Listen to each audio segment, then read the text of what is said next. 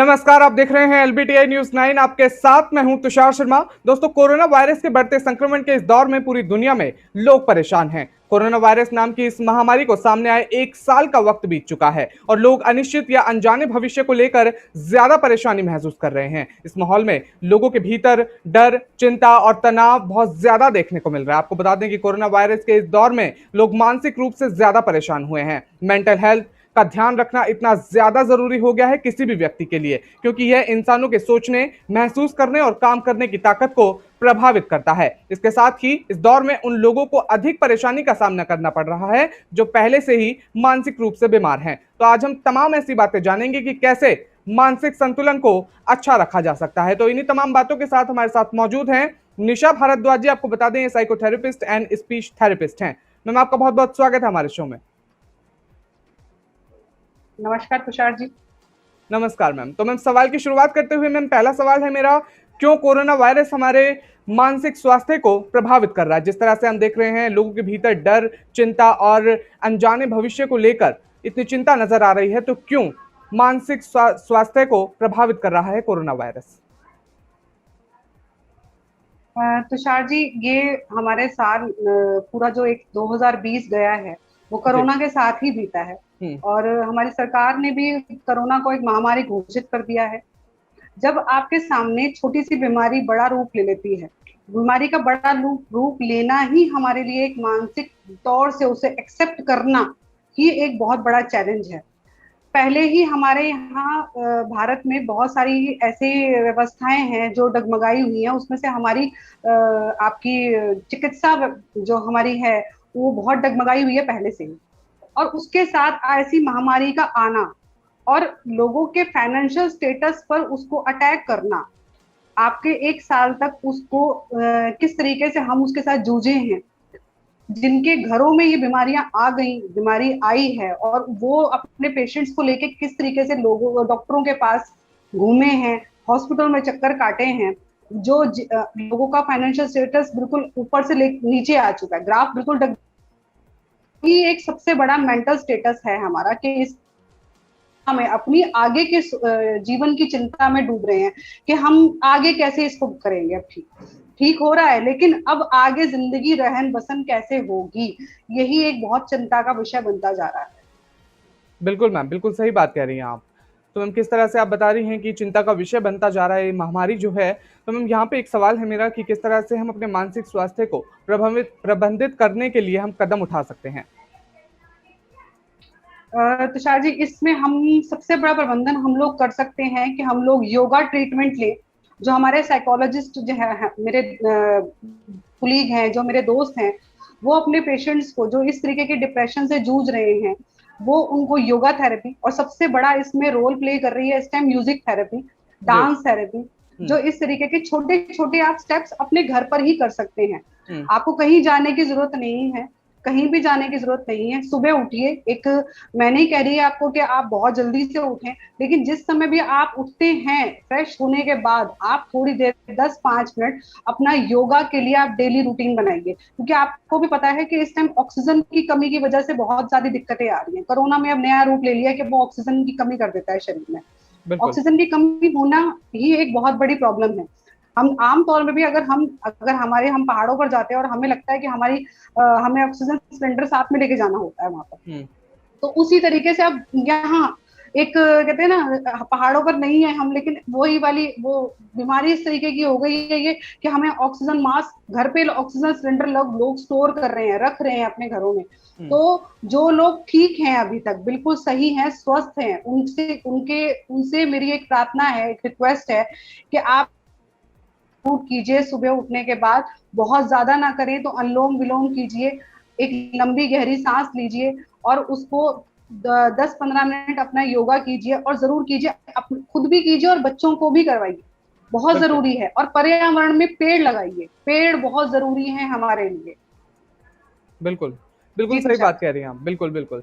Ma'am, ये तो बात रही तमाम जनता की। अगर हम बात कर लें जो मैम हमारी किशोर अवस्था है, किस तरह से कोविड-19 के दौरान किशोर अपने मानसिक स्वास्थ्य की रक्षा कैसे कर सकते हैं? क्योंकि हम ज़्यादा जो केस हम देख रहे हैं वो ज़्यादातर किशोर अवस्था से ही आ रहे हैं, डिप्रेशन के।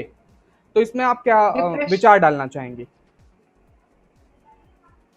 मैं किशोर अवस्था को इसलिए कहूंगी क्योंकि एक आप जैसे अब हम लोग हैं, जब अब किशोर अवस्था में जो लोग हैं वो अपने घर को चलाने के लिए अपनी एक तरह से मैं कहूंगी कि उनका फ्यूचर उनके सामने खड़ा है, और इसी वजह से वो ज्यादा डिप्रेशन में है, क्योंकि अभी तक फ्यूचर शुरू भी नहीं हुआ और बीमारी आ गई। और कुछ लोगों ने तो अभी पिछले साल ही शायद नौकरियां ज्वाइन की थी, घर से शायद वो काम कर रहे हैं, ठीक से हो नहीं पाता, एक ऑफिस मिल नहीं पाता, एक ऑफिस का रूटीन नहीं बन पाता, पता नहीं वो बन पाएगा नहीं बन पाएगा, क्या मेरी नौकरी स्टेबल रह पाएगी या नहीं रह पाएगी, मैं ठीक रह पाऊंगा नहीं, बाहर जाऊंगा तो कुछ हो तो ना जाए, मेरी फैमिली को तो नहीं कुछ हो जाएगा। तो ये बहुत सारी चीजें हैं जो इस टाइम किशोर सोच रहा है, जो भी जा रहा है। बिल्कुल मैम, बिल्कुल सही बात कह रही हैं आप। तो मैम इसमें एक सवाल यहाँ पर है कि स्वयं देखभाल की रणनीति अपनाकर हम अपने मानसिक तनाव को कैसे कम कर सकते हैं? जिस तरह से आपने स्वयं बताया कि देखभाल की ज़्यादा से नीति ज़्यादा अपनाकर, लोग जी, डिप्रेशन के शिकार हो रहे हैं, तो मैम इसमें स्वयं देखभाल की रणनीति अपनाकर हम कैसे तनाव कम कर सकते हैं? बहुत सारे तरीके ऐसे हैं जिनसे हम खुद ही अपने घर पर रहकर ही हम ठीक रह सकते हैं। हमारी पुरानी बहुत सारी ऐसी पद्धतियां हैं जिनको हम आज भी साइकोलॉजिस्ट जो है हम लोग यूज करते हैं। क्यों यूज करते हैं? क्योंकि वो इतनी इफेक्टिव हैं कि उनसे हम लोग अपनी बॉडी की इम्यूनिटी बढ़ा सकते हैं। जैसे कि मैंने अभी थोड़ी देर पहले जिक्र किया आपसे योगा का। योगा से हमारी बहुत सारी चीजें हैं कि हमारी काफी बीमारियां जो है हमारी योगा से ही ठीक हो जाती है। दूसरी चीज, जब हम किसी भी तरह का योगा करते हैं तो आपको सांस लेने की प्रॉब्लम से एक निजात मिलती है, आप उससे ठीक होते हैं। दूसरा, आप उसकी जगह आप म्यूजिक थेरेपी या फिर खाने पीने में भी आप बहुत चीजें ऐसी हैं हमारी जो हम घर पर ही ठीक कर सकते हैं। बाजार का कुछ नहीं खाइए, घर का बना हुआ सादा सिंपल खाना ही खाइए, और ज्यादा से ज्यादा ऐसी चीजें खाइए जिससे हमारी इम्यूनिटी बढ़ती है। बहुत सारे लोग ऐसे हैं जो नॉनवेज नहीं खाना चाहते, नॉनवेज खाना भी नहीं चाहिए क्योंकि इस टाइम बीमारी ऐसी हो रखी है, तो आप नहीं खाइए, लेकिन आप हरी पत्तेदार सब्जियां खा सकते हैं, सोयाबीन खा सकते हैं, आप दूध से बनी चीजें खा सकते हैं। लेकिन जिन लोगों को कोरोना है उनको दूध की चीजें थोड़ी अवॉइड करनी चाहिए ताकि कफ नहीं बने। घर में अगर किसी को खांसी वगैरह की प्रॉब्लम है तो भाप लीजिए, गरारे कीजिए। इस तरीके की छोटी छोटी चीजें ही हैं जो हम लोग घर पे रहकर ही ठीक हो सकते हैं। मेरे कई, हम कहेंगे कि बहुत सारे टाइम अभी भी जो घर पर रहकर ही ठीक हो गए हैं। क्यों? क्योंकि उन्होंने नॉर्मल नॉर्मल छोटी छोटी चीजें ही घर पे अपनी चीजों को ठीक कर लिया और वो उसी से ठीक हो गए। तो बिल्कुल मैम, ज्यादा बिल्कुल बहुत सही बात हमें कह रही कुछ हैं आप। करने की जरूरत नहीं है। बिल्कुल, बिल्कुल। मैम जी, हमने किशोर की अवस्था की बात कर ली, हमने तमाम जनता की बात कर ली, तो यहाँ पर एक सवाल मेरा है आपसे कि जिस तरह से हम देख रहे हैं कि छोटे बच्चे अपने जीवन में अचानक और डरावने परिवर्तन से प्रभावित हो रहे हैं, तो ऐसे में महामारी के दौरान हम बच्चों की मदद कैसे कर सकते हैं? सबसे छोटे बच्चों की अगर हम बात कर लें तो? सबसे छोटे बच्चों के लिए मैं यही कहूंगी आपको कि उसके लिए तो वो माँ बाप ही उसका सारा बहुत परिवार हो जाता है। जी। माँ बाप हैं तो उसके सारे और बाई चांस अगर घर में अगर किसी को ऐसी कोई बीमारी हो चुकी होती है तो वो पहले आइसोलेट होता है। हुँ, आपने देखा होगा कि उसको अलग कमरे में रखा जाता है। जी, इसके लिए जब उस इंसान को या जिसको भी कोरोना हुआ है उसको आइसोलेट जब हम करते हैं तो घर में जो छोटा बच्चा है उसको एक समझाना बहुत जरूरी है, उसे एक डेमो देना बहुत जरूरी है कि बच्चा, बेटा जब अगर घर में किसी को ऐसी बीमारी हुई है, ये इस तरीके की बीमारी है जिसमें आप उनको अलग ही रहना पड़ेगा।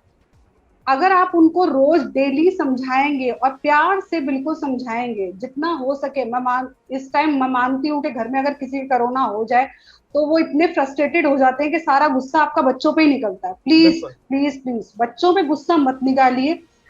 आप देखेंगे कि माँ बाप जब थक के आते हैं ना तो बच्चों का खिला हुआ चेहरा देखकर शांति, बहुत शांति मिलती है, थकावट दूर हो जाती है।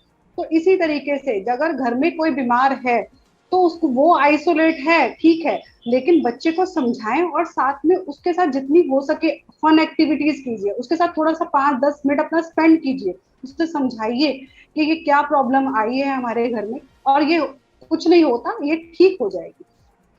बिल्कुल मैम, बच्चे, बिल्कुल सही इतना बात ही कह बहुत रहे हैं आप। बड़ी बात है कि आप, बार बार जब हम उस बच्चे को बार बार कहेंगे, क्योंकि मेरे घर में खुद छोटे बच्चे हैं, हम लोग जब उनको समझाते हैं तो तरीका सिर्फ यही होता है कि बेटा ठीक हो जाएगा सब कुछ, थोड़े दिन बाद हम बाहर जाएंगे।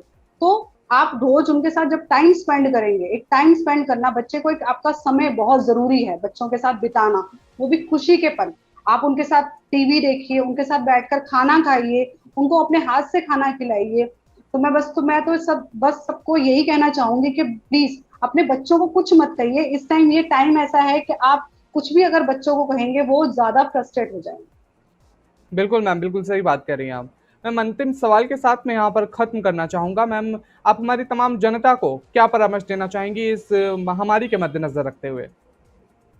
जी, मैं सबको यही परामर्श दूंगी कि प्लीज मास्क लगाइए और सही से लगाइए, क्योंकि अभी तक भी कई लोग यहाँ मास्क लगाते हैं, यहाँ लगाते हैं, कई तो यहाँ पहन लेते हैं।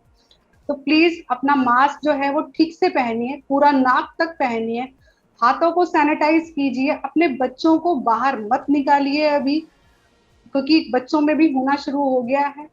और योगा कीजिए, खुश रहिए। अगर आपके घर में किसी को कोरोना हो भी गया है तो प्लीज उसकी देखभाल के साथ साथ आप खुश रहिए। आप अपना ध्यान रखिए, अगर आप अपना ध्यान रखेंगे तभी आप उसका ध्यान रख पाएंगे। ये बहुत बड़ी बात है कि जब तक आप खुश नहीं रहेंगे सामने वाला। बिल्कुल मैम, बिल्कुल सही बात कह रही हैं आप।